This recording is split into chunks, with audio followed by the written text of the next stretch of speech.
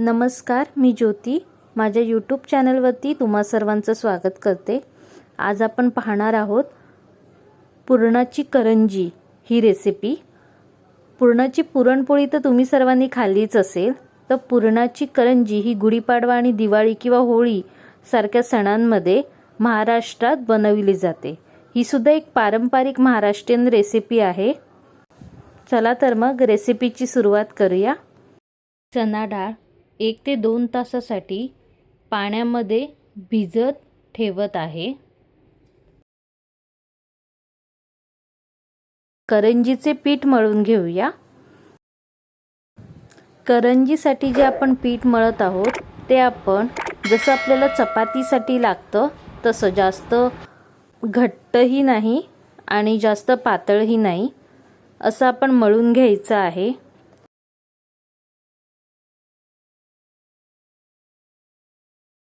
तुम्ही पाहू शकता इथे माझे पीठ मळून झाले आहे। आता हे आपण झाकून ठेवूया। भिजवलेली चणा डाळ प्रेशर कुकरमध्ये मऊ शिजवून घेऊया। थोडीशी हळद मी इथे टाकली आहे। रंग अजून छान येईल डाळीला। 3 शिट्या होईपर्यंत ही डाळ शिजवून घ्यायची आहे। आता आपण जी कुकरमध्ये डाळ शिजली आहे तर आपण ती काढून घेऊया। अशा प्रकारे ती बारीक करून घेऊया। तुम्ही मिक्सरमध्ये सुद्धा बारीक करू शकता किंवा पुरण यंत्रामध्ये सुद्धा पुरण म्हणजे डाळ बारीक करू शकता।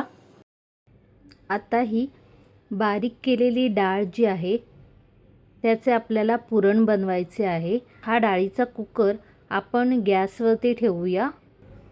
1 वाटी गूळ पावडर किंवा किसलेला गूळ टाकून छान मिक्स करून घेऊया। गूळ पूर्ण विरघळेपर्यंत आपल्याला मिक्स करायचे आहे। गूळ पूर्णपणे विरघळल्यावरती आता आपण याच्यामध्ये वेलची पावडर टाकूया आणि पुन्हा एकदा मिक्स करून घेऊया। आपल्या करंजीचे पुरण म्हणजे सारण तयार आहे। आता आपण हे थंड व्हायची वाट पाहूया। पुरण थंड झाले की आपण एका भांड्यामध्ये ते काढून घेऊया। मळलेल्या पिठाचे लहान लहान गोळे करून त्याची पातळ पुरी लाटून घ्यायची आहे आणि पुरीच्या एका बाजूला पुरण ठेवायचे आहे। पुरीच्या कडांना अर्धवर्तुळाकार आकारात दुमडून कडा घट्ट दाबून बंद करून घ्यायच्या आहेत। मी इथे काट्या चमच्याच्या सहाय्याने इथे डिझाइन करत आहे। तुमच्याकडे जर कटर असेल, करंजी कटर असेल तर त्यानेही तुम्ही डिझाइन करू शकता।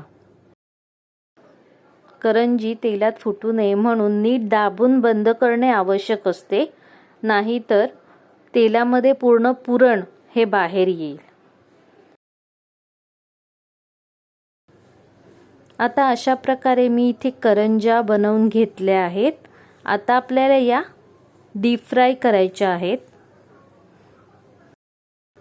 त्यासाठी मी इथे कढईमध्ये तेल घेतले आहे।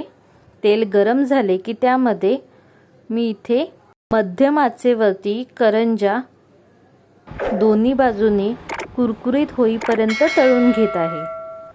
करंजी नेहमी मध्यम आचेवरच तळावी, जेणेकरून ती आतून कच्ची राहणार नाही। अशा प्रकारे सर्व करंज्या तळून झाल्या आहेत। तर तयार आहे आपली पुरणाची करंजी। कशी वाटली मग तुम्हाला आजची माझी रेसिपी? कमेंट करून नक्की कळवा। व्हिडिओ आवडला असेल तर लाईक करा, शेअर करा, सबस्क्राईब करा। धन्यवाद।